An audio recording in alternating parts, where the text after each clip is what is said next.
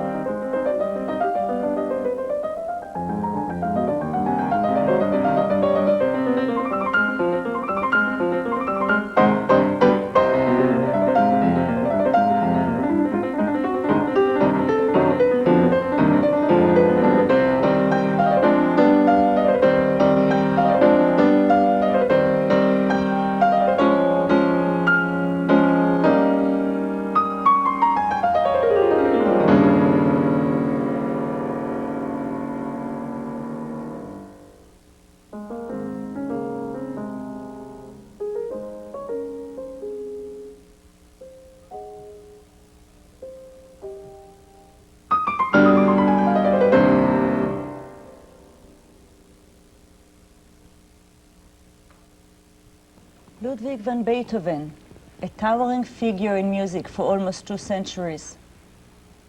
I've played and studied his music for many years. Often I wonder, what is it which makes his spirit so contemporary and relevant to our times after 2 world wars, psychoanalysis, and Hiroshima? Take, for instance, his 5th Symphony.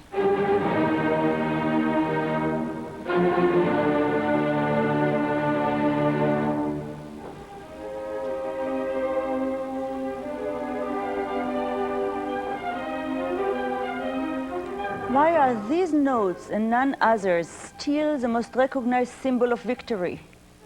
How is it that he is the most popular composer in the United States, that in Japan his music stirs a furor of applause, that concerts of his music sell out in London, Jerusalem, and Mexico City? When we hear his music, we sense its world-embracing appeal, its universal meaning. But what makes this happen? What is it in these human beings that animates his expression and renders it so personal for all of us? In searching for the clues, we have to look to the life of the genius. What we find is a mass of contradictions. He is refined, common, admirable, and pleasant, like the rest of us, a human being. And what a human being. Now, here he is the way I knew him. 5'4", rather ugly face. A mass of hair, dark complexion, a broad forehead, small eyes, a mean expression. But when he smiled, his face would light up with benevolence and kindness. His rooms, untidy, filthy. But how he worked, what discipline. His clothes were old and shabby, but he was a fanatical bather. He was always suspicious of people, but he did keep a few loyal friends throughout his whole life. He accepted money for works he didn't deliver, more than once, but he was generous to friends in need.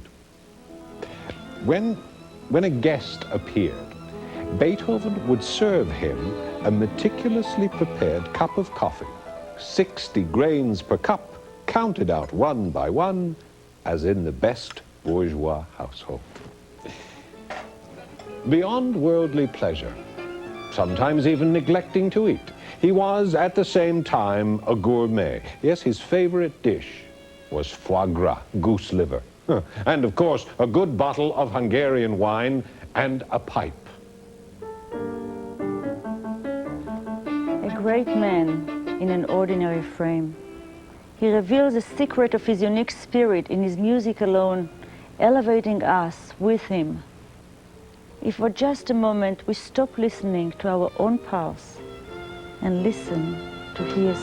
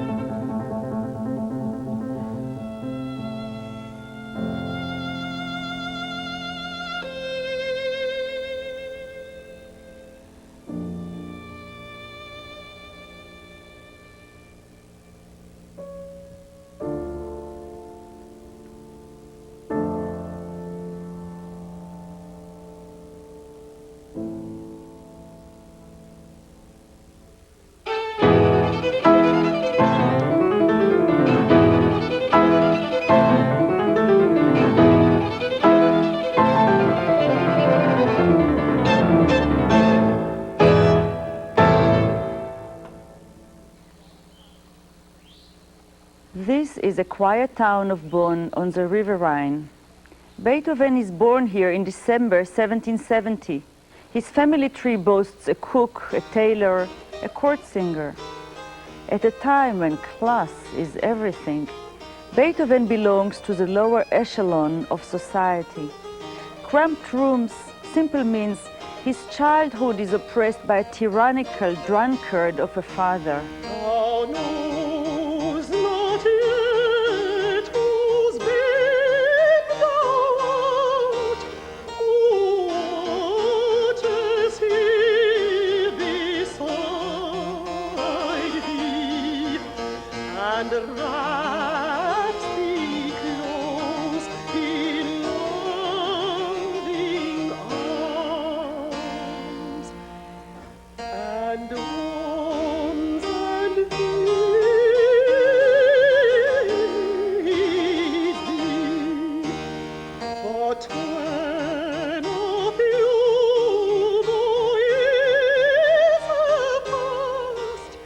They say that talent needs books, but genius learns from nature.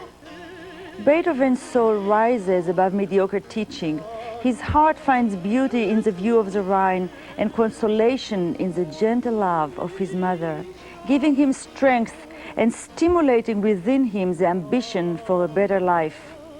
When scolded for being untidy, he replies, "When I become a gentleman, no one will notice."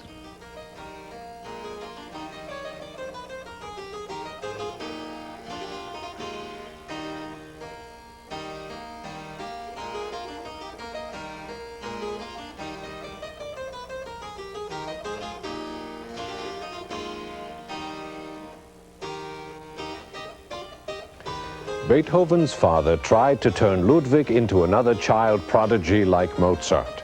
He presented him to court, playing the piano when the lad was only 8 and claimed he was 6. But the scheme didn't work. Ludwig just wasn't made for that sort of thing. Still, young Ludwig did have his moments of musical reward, such as the family house concerts for his mother's birthday. She usually retired to her room while fervent preparations took place. Then she appeared and sat majestically in a big chair while the family concert took place, to be followed by a hearty meal, plenty of wine, and dancing.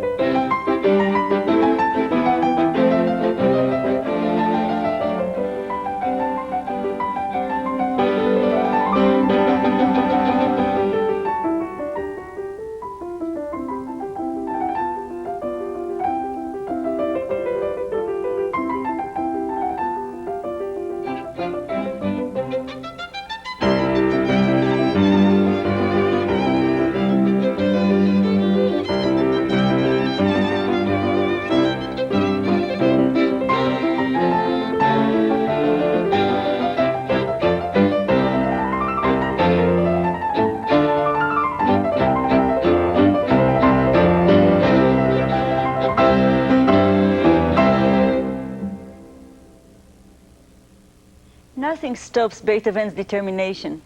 At 14, Ludwig is a full-fledged professional musician. At 16, he plays for Mozart in Vienna.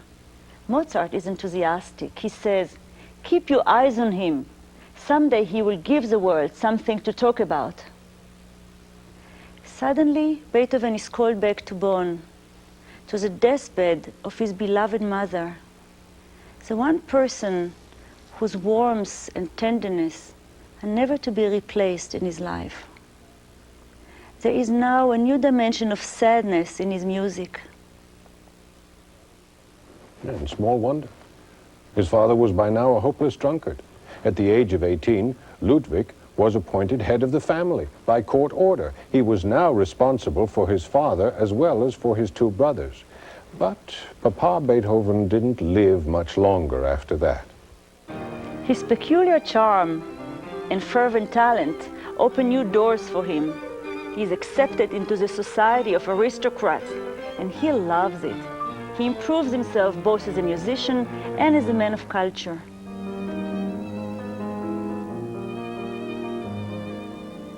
At 22, after his father's death, free at last to go into the world, he moves permanently to Vienna, and soon he becomes a prince of the city's social life. When he came to Vienna in 1792 to study music with Haydn, he was ignorant of some musical rules, even contemptuous. However, wishing to please the old master, he would secretly have his works corrected by a local expert. Only then did he enjoy Haydn's approval, until the day he was found out, to his own roaring delight. And later on, Beethoven became suspicious of Haydn because the master advised him not to publish his piano trio in C minor, without a doubt his most original composition up to that point. Was Haydn jealous? That's how Ludwig saw it.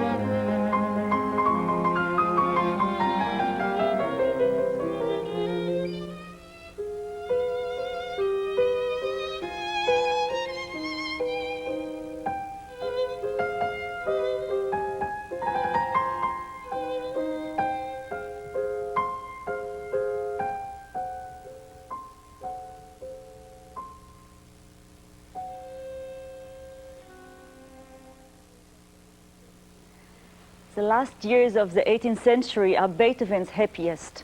He is in his 20s, making good money. He has his own quarters, a servant, a horse.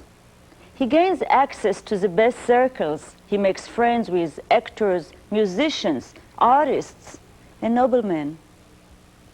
Vienna's aristocracy is made up of many true music lovers, and Ludwig is a new favorite.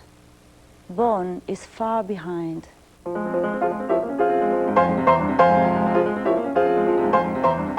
His piano playing becomes a highlight of the musical soirees. His virtuosity is dazzling. Everyone is excited by his new approach to the keyboard, dramatic, lyrical, powerful in expression, and crowned by extraordinary improvisational skills. Beethoven's music is despised by some, envied by others, exciting to most, ignored by none. He tours Prague, Leipzig, Berlin, Dresden, to a remarkable response. In the first place, things are going well with me, very well indeed. My art finds me friends and renown. What more can I want? All told, our Beethoven is quite satisfied with his good fortune. He is full of youth and the exuberance of his creative power.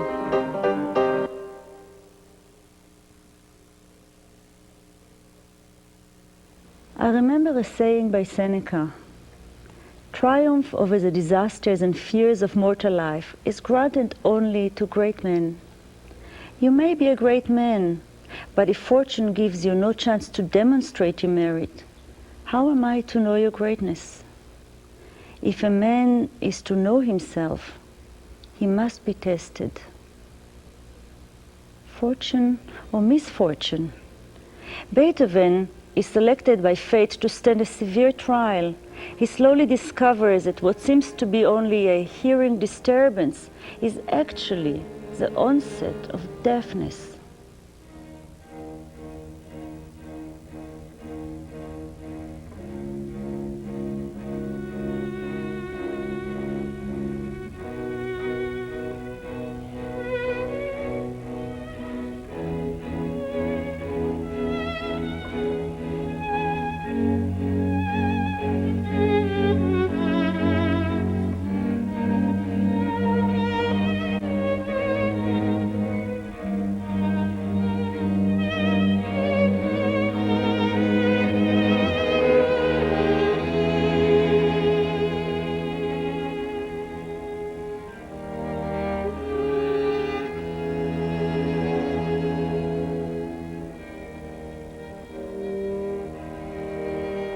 O ye men, who consider or declare me to be hostile, obstinate, or misanthropic, how unjust you are to me.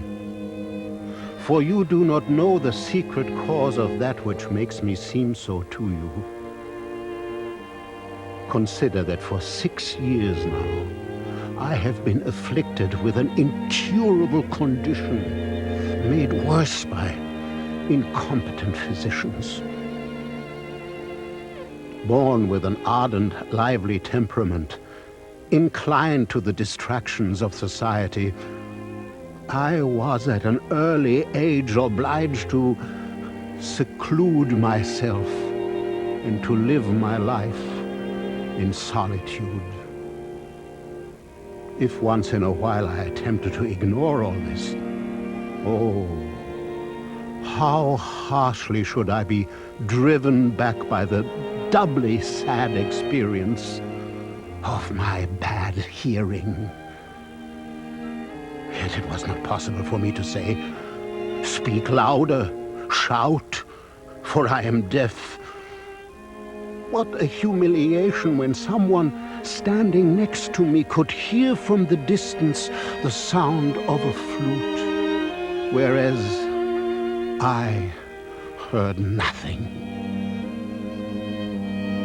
Such experiences brought me near to despair. It would have needed little for me to put an end to my life. It was art alone that held me back.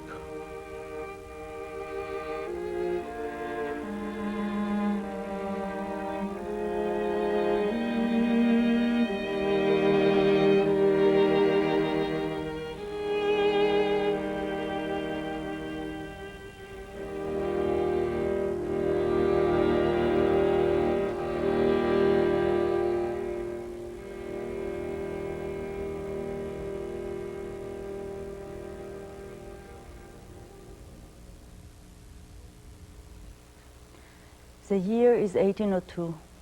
Beethoven writes these words in the small village of Heiligenstadt. He's 32 years old.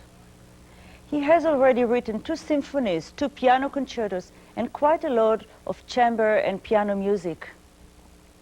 I wonder what his place in musical history would be if he had taken his own life that year.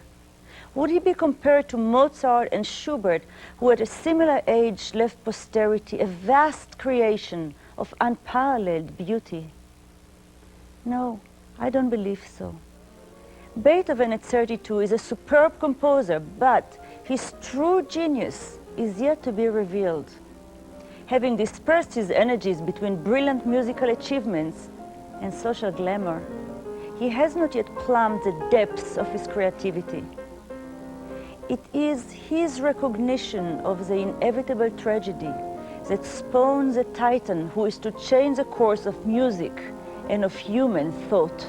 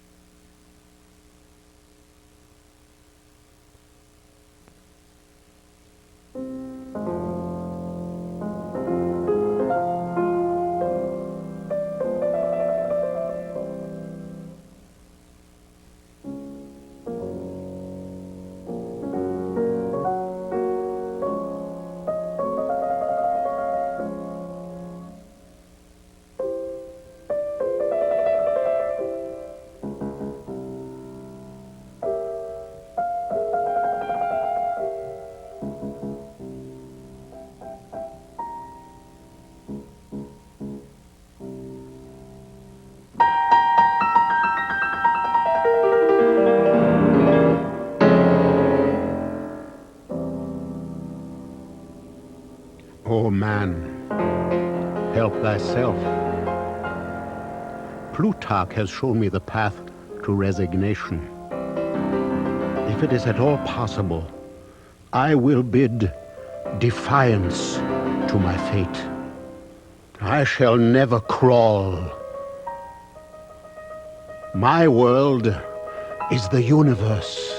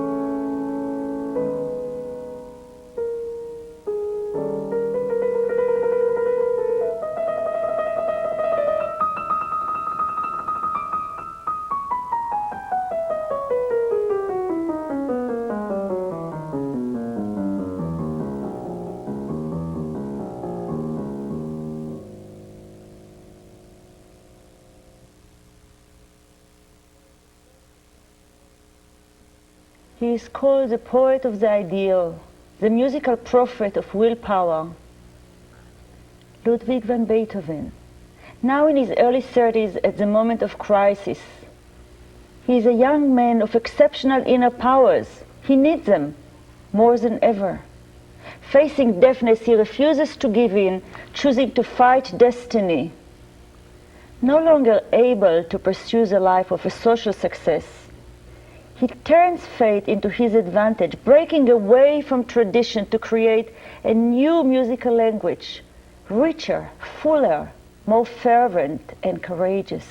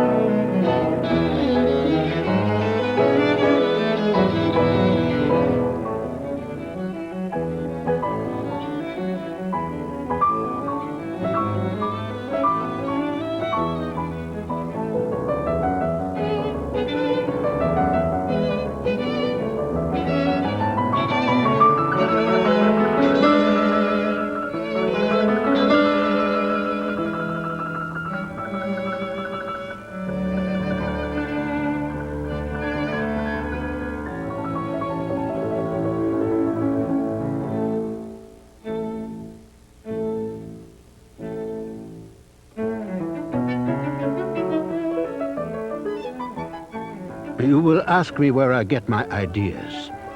Now, that I cannot say with certainty. They come unbidden, indirectly, directly. I could grasp them with my hands. In the midst of nature, in the woods, on walks, in the silence of the night, and in the early morning, inspired by moods that translate themselves into words for the poet and into tones for me that sound, surge, roar, until at last they stand before me as notes.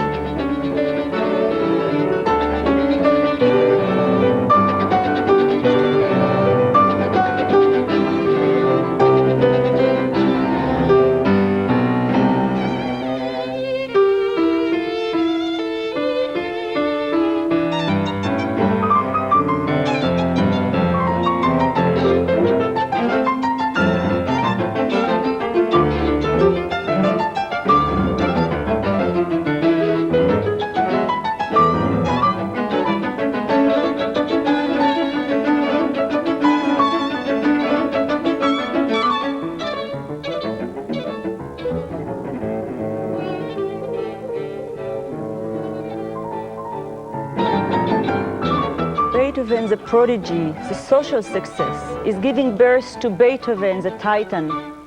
His heroism goes hand in hand with the times. He's not yet 20 when the Bastille falls in 1789.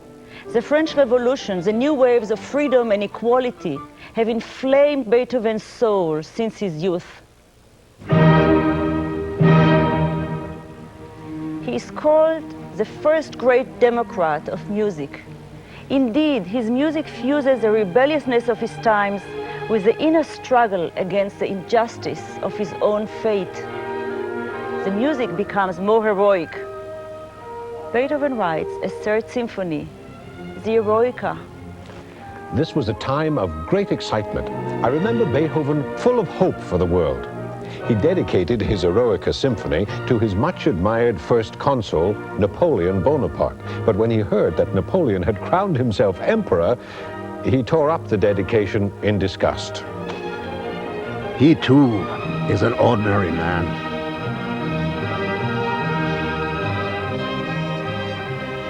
The flow of music continues like a springtide, as if the dam had broken. A fourth and fifth symphony, a fourth and fifth piano concerto, a violin concerto, sonatas, quartets, songs. And Beethoven has his own code of ethics. Power is the moral principle of those who excel others. Beethoven's devotion to freedom and his hatred of tyranny finds a voice in his one and only opera, Fidelio. When it is first presented in Vienna in 1805, it is a failure. The circumstances are extraordinary.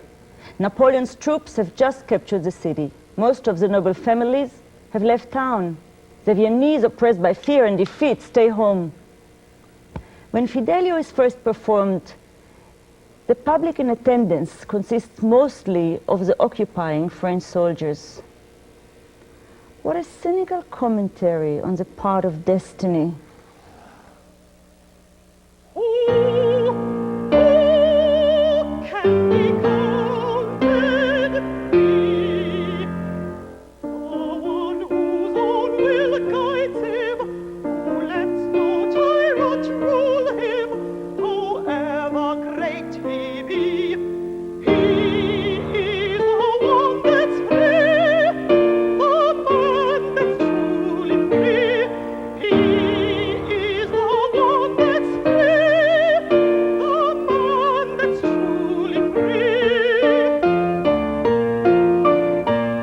When the French occupied Austria, a prominent French general was promised that Beethoven would play for him.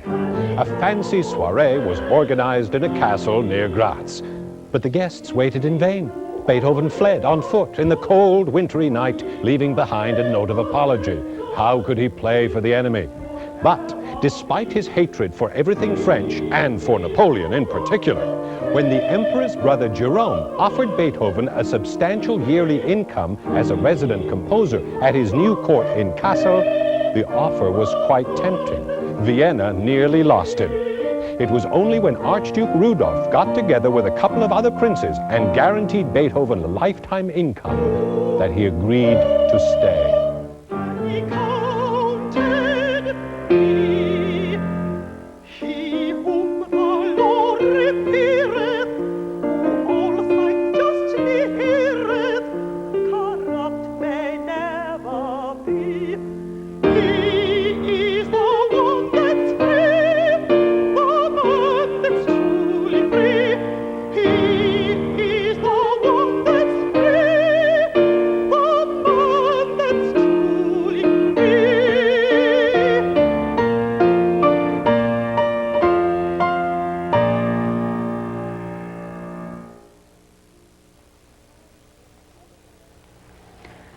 The times bring other dimensions to Beethoven's creativity. It is the age of enlightenment, the new era of romanticism.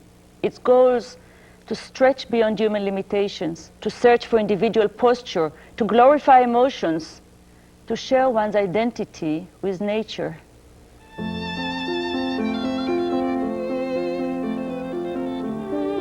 Throughout his life, Beethoven loves to walk long hours in the countryside. The beauty of landscape fills him with feelings of rapture. He communicates this sense of inner harmony in an outpouring of many wonderful works, the Pastoral Symphony, and one of the loveliest, the Spring Sonata.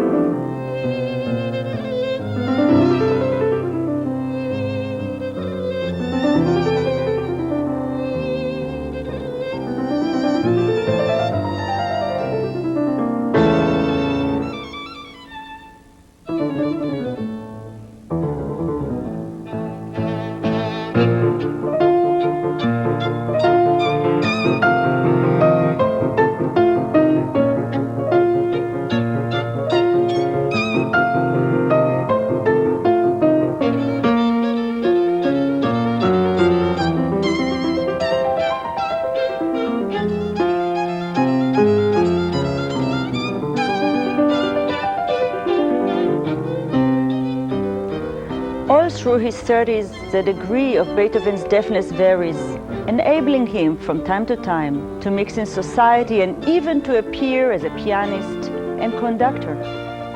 He remains a firm friend to the aristocrats of Vienna, visits their homes, accepts their commissions, gives them piano lessons, but he never bows to them. His manner in the circles is often rude, even contemptuous. If Her Excellency wishes to receive piano lessons, she can very well discomfort herself to climb up 3 flights of stairs. Though he highly respects the Archduke personally, an observance of all the regulations of his mansion concerns him not. He thanks the Empress for her invitation, but he is much too busy. May he come a day later?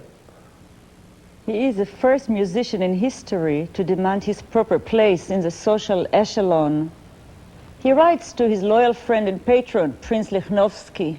Prince, what you are by circumstance and birth. What I am through myself.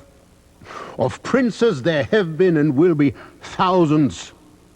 Of Beethoven there is only one.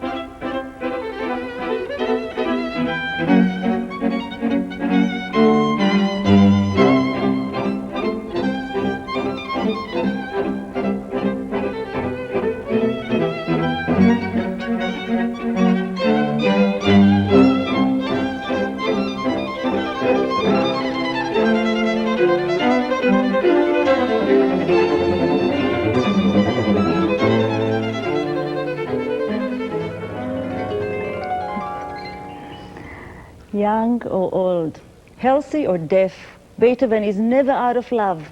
He adores youth and beauty. And expresses his ardent admirations to quite a few of Vienna's favorite ladies. To some, he actually proposes marriage. Yeah, unsuccessfully. Well, he didn't try too hard. Beethoven is a romantic through and through. He despises sensual pleasure for its own sake. His ideal of love is a unity of soul and body. I love thee as thou lovest me at morning or at evening. For not a day goes by in which thou cares are not divided.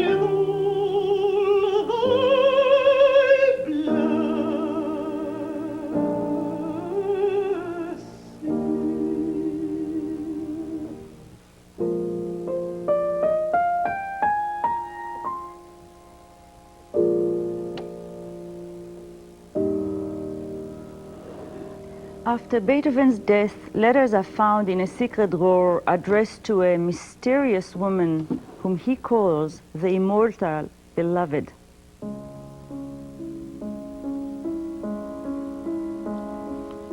These letters are poetry itself, and I find their expression of profound yearning very touching. My angel, my all, my other self. Just a few words today. Can our love exist other than by sacrifice, by not desiring everything? Can you help it that you are not all mine and that I am not all yours? Oh God, look at the loveliness of nature and calm your spirit about what has to be. Love demands everything, and perfectly right. That is how it is with me about you, and with you about me. Oh God, so near, so far. Is not our love a truly celestial thing, and as strong as a firmament? I have decided to stray about in the distance until I can fly to your arms and can regard you as my homeland, and can send my soul enveloped by you into the realm of spirits.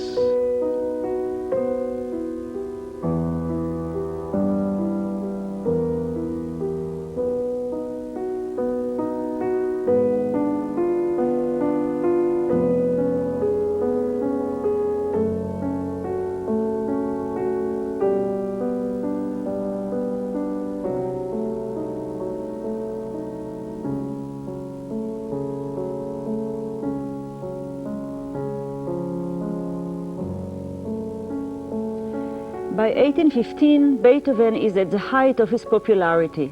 He is 45. Kings and queens celebrate him. He has become a legend. However, his personal fortunes really began to deteriorate. Many of his old patrons died off. His income was greatly diminished. He was almost completely deaf and could no longer appear in concerts. For the next 10 years, he led an ever more secluded life, communicating with others mainly in writing. Visitors had to write their conversations with him in notebooks. He developed a pathetic attachment to his nephew, Karl. Now, Karl was a simple boy, not likely to rise above mediocrity, but Beethoven became his legal guardian. He was over-demanding, over-possessive. The nephew ran away at times, or else spent his nights gambling, and finally tried to commit suicide. The failure of this relationship caused Beethoven much grief. But a giant like Beethoven does not let his spirits be affected. In 1823, he completes his Missa Solemnis. The next year, he enjoys his greatest moment of glory when he presents to Vienna his Ninth Symphony, the jewel of his life's work. He appears on the podium for the last time. Beating his arms in mad ecstasy, he was now so deaf he couldn't hear the orchestra or the roar of applause from the crowd. This is his message of universal brotherhood and human love.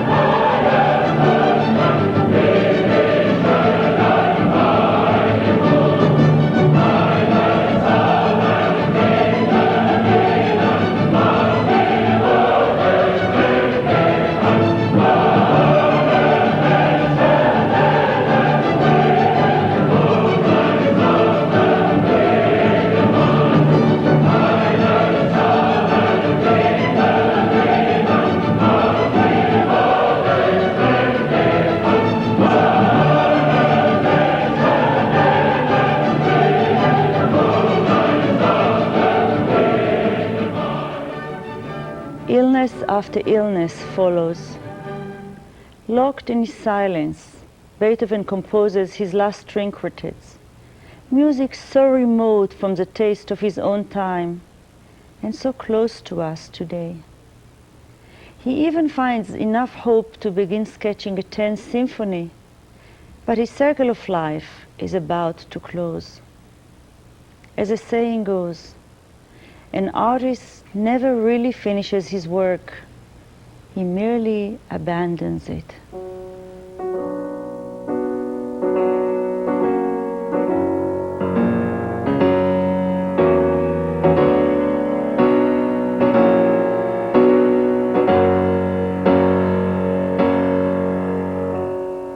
On Monday, the 26th of March, 1827, at 6 o'clock, the hour of the twilight of the gods, Ludwig van Beethoven passed away in the midst of a great snowstorm. Lightning and thunder, the sky pitch black. He just raised his fist one last time and died.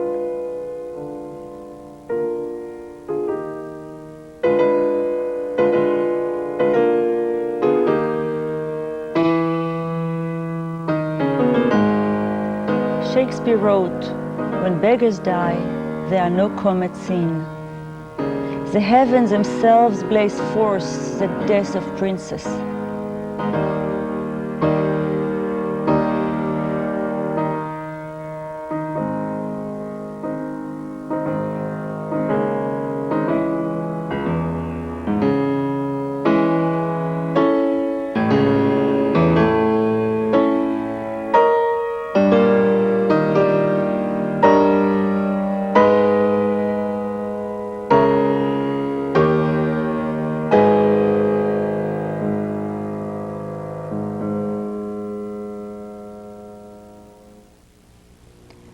His fellow composer Robert Schumann summed it up so beautifully.